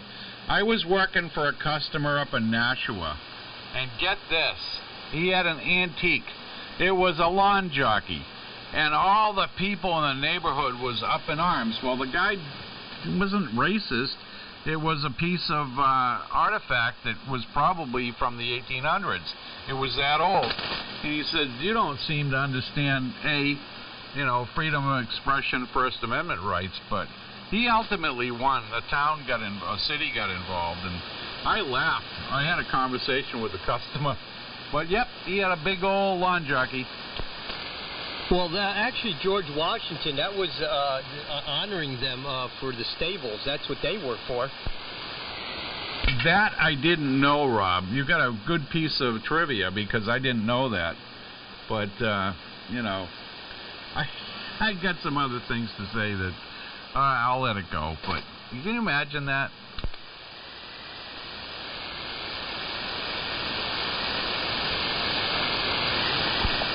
You know what's funny, and I don't want to turn this into politics, but real quickly, the only thing I can observe is, the BS about racism. But I'll tell you, the more they push it, they are creating racism as they keep on going with this baloney. Enough said, though. But you're racist. To divide everybody there, so I'm not going to get into that. So W1 WOR. Wrinkle old Rob. WA1 QIX. So who's looking for a flex? I just sent an email to a guy who's in the next town about a flex he's got for sale. So we'll see what he has to say about it. Which one? Well, I could use one, Steve, but I can't afford it. I'll trade him something. Need a generator? You need something? Yeah, I would love to have one to go remote. Which one is 5,000, Steve? Yeah, it's a 5000A. Found it on a local to me. He lives in the next town. So I just go over there and get it. I wrote to him. I said, he can't get it working, but he says it clicks and powers up and all that stuff, but he can't get it working. So he's probably doing something wrong. He probably doesn't have the right FireWire card or something dumb like that. Yeah, guaranteed. Yeah, you got to get the. I tried a couple of different ones, and some of them will work, but then they'll crap out. You got to get the. I can't think of the name of the big company in electronics. Anyway, it escapes me right now, but yeah, that's probably all. You can probably get it really cheap. Yeah, let me know, Steve. Yep. I'll let you know. WA1QIX. Yeah, that non-7000 sold. It was listed last Tuesday. It didn't last long.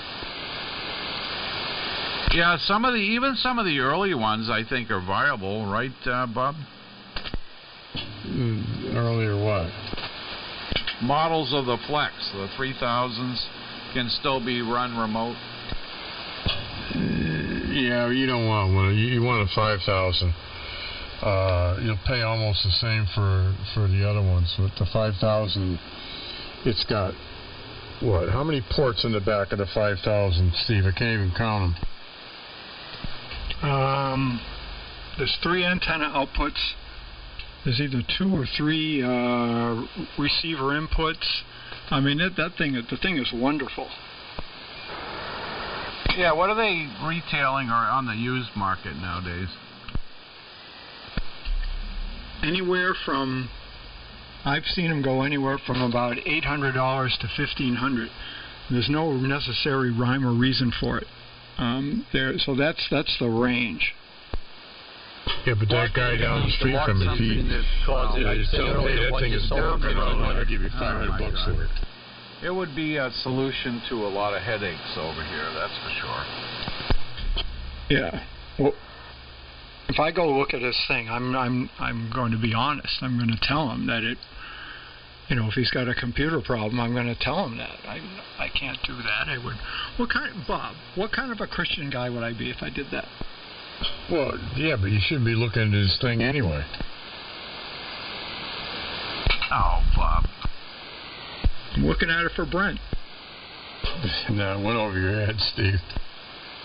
All right, sorry. Anyway. No, I mean,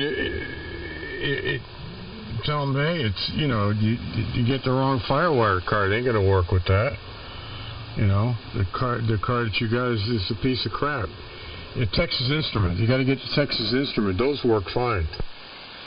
Hey, Clark, what number does your cousin live on? 63. Right, they're going to 71 for smoke in the building. What's going on around here? Everyone lighting up their fireplaces for the first time? Well, exactly. We had 3. Remember the other day when you were on Thanksgiving? We had that working one, and then 2 the next day. We had 2 the day after.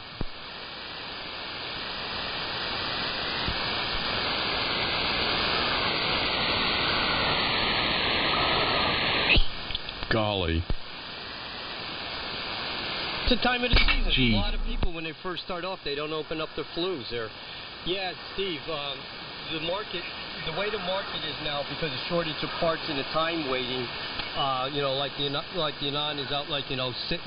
It could be 6 to 10 weeks for an Anon.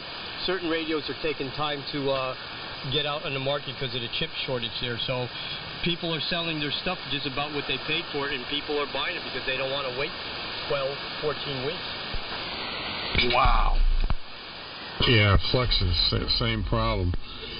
Bob, you ordered, I forget which one he ordered to go with that new Flex that he bought, and it's been 3 months and he still ain't got it yet. What, he did a Maestro? Yes. If you see him come up on QRZ, they're gonna sell for the same price he's buying it new.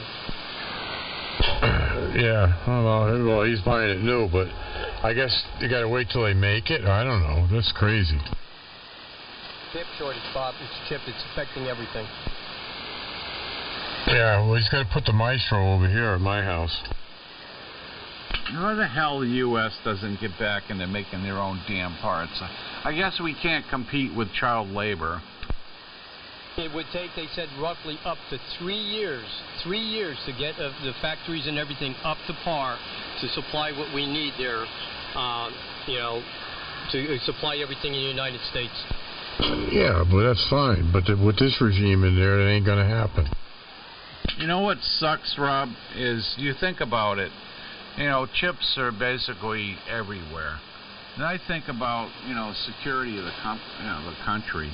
They're used in aircraft and defense projects. And it's like, damn it, we're dependent on other countries. Not political, just an observation. Well, look at IBM many years ago with the blue chip. They ended up selling that off, and look what happened to their computer system. You got that right. Once they sold that off, and what happened is that the reason a lot of Japanese foreign computers were coming out quicker and better, because they were getting them off the assembly line before they were already old. That was the problem with the unions and everything. The company, I dealt with IBM, and they couldn't get it off the assembly line quick enough before the thing was an antique. The only thing that concerns me about new automobiles and the things that really bug me, one is the right to repair problems with the proprietary diagnostics and software, number one. And number two, the hideous things that are being done with the ports of telemetry, OnStar. The government is basically watching everything on your vehicle. Well, you look at the car market, it's over 20% higher on the used car market. The dealers are looking for used cars. My Honda Ridgeline, it only has 37,000 miles in 2013. It's not even broken in. And I looked at it. I paid $30,000 out the door in 2013. And I looked the last time I looked, it was $21,000 I could get right away. It went up to almost to 24 now. Yeah, Hyundai keeps sending me things they want to buy my old Hyundai. Yeah, they got a shortage of old cars. Man, I'm telling you, it's Bobby. That Grand Cherokee that he bought. They told him they'd give him exactly what he paid for it new. Rob, you want to hear a good one? Hey, Brent. My GMC Terrain I bought for my wife, 2010 with 88,000 miles on it. I paid $9 for it. What do you think the price of that damn car is right now? What's Murphy tooting? What was that, Rob? During your transmission, I'm like, what the hell? Is there a switch, a short in the PTT switch? I look over and he's sitting on the foot switch. He learned that from my house, the little stinker. He used to do that every time when I had the Valiant there. All of a sudden I'm watching the needle go slam all the way to the right, and I'm looking, little Murphy standing on the switch smiling at me. Hey, Rob, you're being paged. Brent, here's another Flex I found, $825, which is about what they go for. Flex 5000A dual receiver, so it has the second receiver. It does not have the built-in antenna tuner, which I had never used anyway. Selling a good Flex 5000 dual receiver, no antenna tuner, comes with power cord, Firewire card, and cable, $825. Oh, man, timing is everything, Steve. That's an exceptional price. And built-in antenna tuners are useless anyway. I seen them for $750. Where'd you find that, Steve? Probably on one of those like QRZ or something. But yeah, you see them every once in a while, Rob.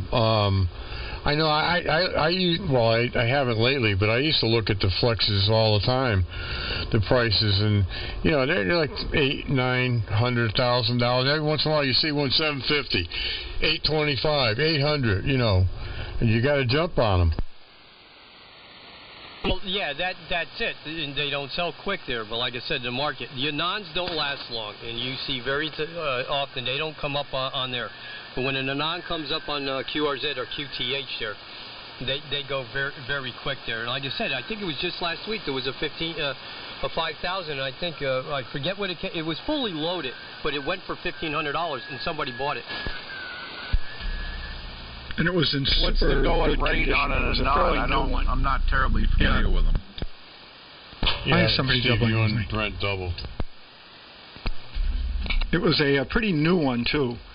Yeah, that was on QRZ. That's the most expensive one I've seen in a very long time. But it was, like you say, it was fully loaded. I even think it had the VHF modules in it. And it was in impeccable condition. I did look at that one. Well, that's the minus. It's got the 2 and 440 module in it. It's loaded. You can't get anything else in it. And I got it for $1,400. How much is an Anon, and how many models are there? But if you get one, you want the D model that's with diversity. That's the best one. Perry's got a 200. I got the 7000 DLE. Chris has got the 7000 DLE Mark II. I know someone selling a 200. I'll put you in touch with them. Sold there on QRZ there for $2,200. That came with a Sennheiser microphone and a couple other options there, and that went for 22 something. Wow, a little rich for my blood. Well, anything is right now. I know someone selling a 200D, I believe, and that's an older model Anon. It's probably similar in age to the Flex 5000, and it probably could be had quite reasonably. Yeah, I think, Brent, you did the best bet, because I know you don't want to spend a lot of money, would be the Flex 5000s. And every once in a while, you'll see one for $750, $850, and you got to jump on them. Well, the only thing that I don't know about the track record of the Anons, but Flex has excellent support. They basically will rebuild them if you ship them back, right, Bob? Yeah, well, that's what they did with Bobby's. Matter of fact, they sent him. He didn't even have a shipping carton because it got burnt up in the fire. They sent him a shipping carton. He put it in. He sent it to him. They paid for the shipping. They paid for the carton. They paid to fix it. It didn't cost them a cent. Those were the old days.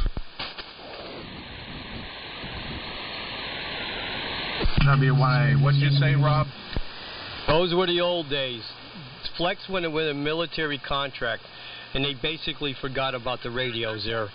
They haven't updated any of their firmware in 6 years, but they had enough time to build an automatic antenna tuner. And Steve will tell you, software and firmware, you can write that from your house. You don't have to be in the factory. Wow. Well, maybe next year. I got so many. My wife is sweating bullets right now, but we'll get through it.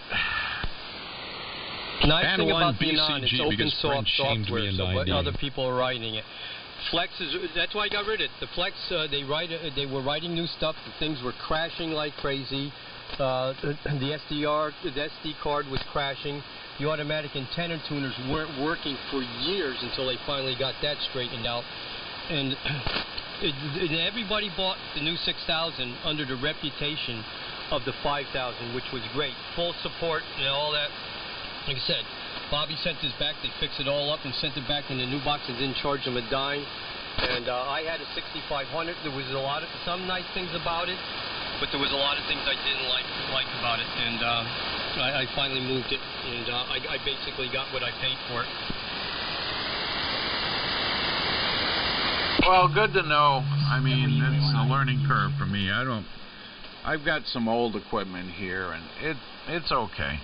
I got an FT990 I got to part with. I've been hanging on to it for sentimental reasons. It's basically brand new. It came from an estate from a very close friend that passed away. But it's an ornament, and it needs to be passed on. Yeah, you could sell that stuff and get a Flex, and we don't have to spend a dime. Well, I don't know what a 990 is worth nowadays, Bob. If I'm lucky, I get $500 for it.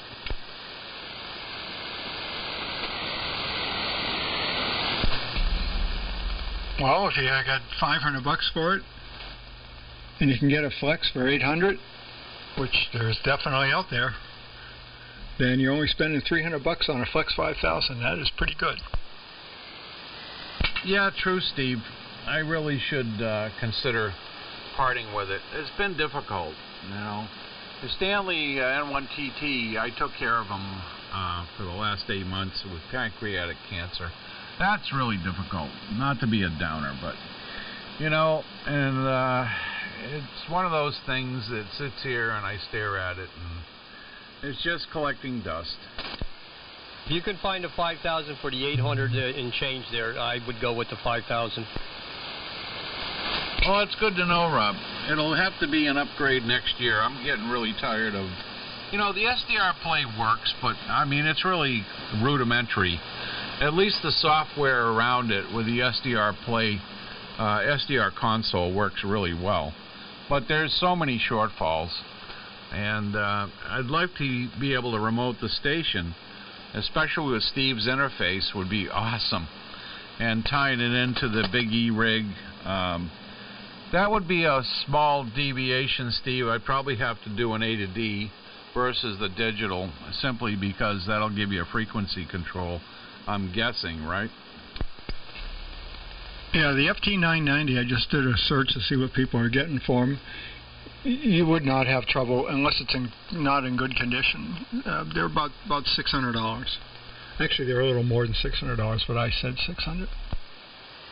No, it's basically mint. So Stanley was really fastidious about taking care of his gear. So that's good to know.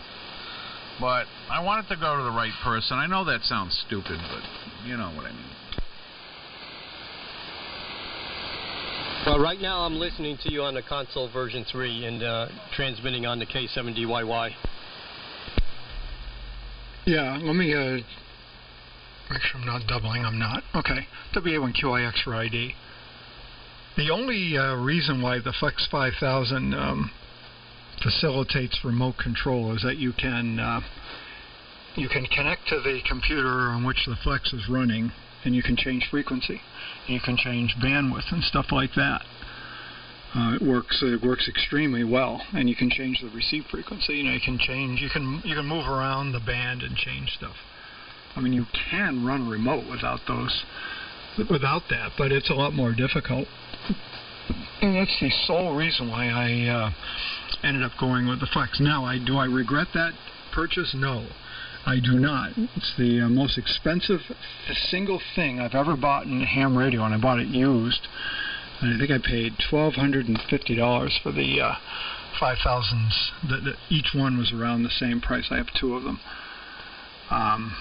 And they're wonderful. The receiver is amazing. I've never used a receiver or anything like it. But mine I just use as a VFO, but it's perfectly capable of transmitting as well. And with the Flex negative peak limiter in there, it's the audio is good. But yeah, you'd definitely be able to run remote, no problem, if you had some kind of a unit like that. I personally prefer the Flexes because they're more straightforward. There's less dinking around with stuff because the software is pretty well supported. I use the KE9NS software. It works, all the time. I never have any trouble with it. I mean, the Flex hardware is flawless. I never have any trouble with either of my units. So that's not true. One unit I had to repair. I actually had to fix one of my Flexes. I did it myself, but I did have to fix it. But it was a manufacturing defect, it turns out. Anyway, I fixed it. It was funny. It took 5 years or however long old the Flex is for this problem to show up. It was a little piece of insulation, and they had a clip-on heatsink, and it was over time it slowly pushed through this insulation and happened to be touching ground at the same time. It would have been harmless, but the heatsink, whoever manufactured it, pushed it all the way down in. So the heatsink was touching ground. It was touching a grounded contact, and when it bit through this little bit of insulation, it caused a short circuit. All the other components of the same type, there were like 6 of them, all the other heat sinks were lifted off the PC board by about a 1/4 inch. This one was pushed all the way through. So that's what it was, and it ended up burning out a piece of etch on the board, and I had to trace that out and repair the etch with wire. But that's the only trouble I've ever had with it. But that's just my experience. I've had extremely good experience with the Flex, and the quality is top notch. My Flex 5000s both run 24/7. They are on all the time, 24 hours, 7 days a week, and I've had both of them. I've owned both of them for more than 5 years. They don't get hot. There's a big, massive fan in there that barely makes any noise. You're like listening to it. Oh, it is on. A very, very high quality, well-built piece of equipment. Yeah, I got 2 of them, and I actually had 3. One I sold to Chet, and that's the one that Bobby sent back to the factory. Never had any problems with it. I never had any problems with this one or the one I got upstairs. My guess is correct though, Steve. I'd have to do an A to D. Yeah, you'd need an A to D converter, but that's no big deal. Yeah, I guess though. This is a stupid question, but no. All right, A to D. So I can still obviously stick with gate drive. That would actually be a big plus, because then I could. I have the DDS VFO I built as a dedicated maybe to the H modulated rig as a standalone, and not have to recable everything. I bet I could use multiple outputs and run the A to D to both transmitters. And with the definitely. 5000, you could do diversity reception too, Brent. Yeah, I know that, Bob. But that wouldn't be hard, Steve. Just just switch the outputs. Could probably be done with a relay. Hey, I'm getting out of here. I use the built-in relays in the Flex. I mean, when I want to switch to a different, a different output to drive something else, like when I use the Flex as a low-power transmitter for my homebrew solid-state linear project, I just go in and select antenna, click TX output 3. Bingo, it's done. I don't have to change. I leave the coaxes connected all the time. I got coaxes connected to all 3 outputs of the Flex. And the receive lines, guess what? The receive and transmit lines are separate, or can be separate, so that is really nice for using the Flex as a driver for an external transmitter. You don't need any complicated relay switching. You have your receive path and your transit path in the Flex are completely separate if you want them to be, or they can be combined. That thing is amazing. That's why they call it the Flex. All right. Well, I'm sold. Yeah, I didn't think about that. All right. Thanks, guys. See you, Rob. I guess you're bailing W1IA. Yeah, I got to hit the dishwasher. Talk to you guys later. Fun night there. And Barry, I think, is still streaming. W1 with only Republicans. Jeez, that's a nice one. See you guys later. Yeah, white. Something Republican. There you go. Catch you later, Rob. KBW. Killer Blonde Weed. Want only Republicans. Yeah, W1 incredible American. Itchy appendage. Inseminate anything.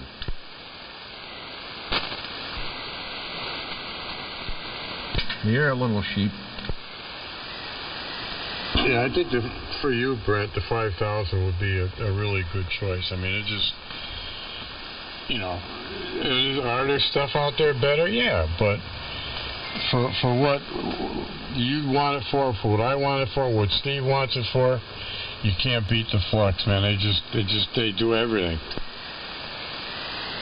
Just thought of a new one for my own call. Incarcerate animals. Specifically, they begin with a D word. Inseminate animals. a tough crowd. Yeah, we aims to please. If we piss off any but Looney Tune liberal, it's a good day. That's right. It's always better to be pissed off than pissed on. It's WA1IWQ. I'm listening. Oh, Mr. Fallon. Speaking of KBW. call signs I haven't heard in a long time, how the hell are you? That's good. I've just been listening. It was interesting talking about the Flex. They're definitely a flexible platform, no pun intended. I chose to go direct, the Anon route. That's what I'm using right now, listening to you guys. The only thing I don't like about the Flex is the 11 kilohertz spur that you all have. Hey, we talked to Mr. Hollowhead. Joe, the one I sold to Chet doesn't have it. Well, it's funny, Bob. I can see it. I mean, it's down. It's my best guess is about 55 dB down, because I can see it from you and Steve. But yeah, I mean, that's byproduct of their mixing schemes. Nothing, it's not surprising that. Yeah, and it's, to be legal, it's only got to be 40 dB down, so they're well within spec. But it can be fixed, because when Bobby sent the Flex that I wound up with, that I sold to Chet, when he sent it back to him, they whatever causes that problem, they fixed it. Yeah, it's funny, because I think Chuck had it when he had his K1KW had it for a while. I don't know if we're going to get it fixed, but he went to the Anon. But no, they're awesome radios. It's just, me, just pick it away. And Brentina, yes, I have talked to Rich. I think he'll be on the air soon, I hope. Yeah, I spoke with Ronnie the other day, and man, I was heartbroken. But I told him if he needed anything, I'd roll down there, help him out. But yeah, hopefully he's on the mend, Joe. Oh my God, Rich Aroni is top shelf. Why? What happened? I didn't hear about it. Peter, and I mean, all of us. I mean, it's always a good day. We're on this side of the dirt. Yeah, what happened? I didn't hear about it. Yeah, he had a cardiac arrhythmia and passed out and smashed up his orbital bones, and oh man, it messed him up. He was in the hospital and picked up some damn crud in the hospital. So now Ronnie's back home healing up. Oh man.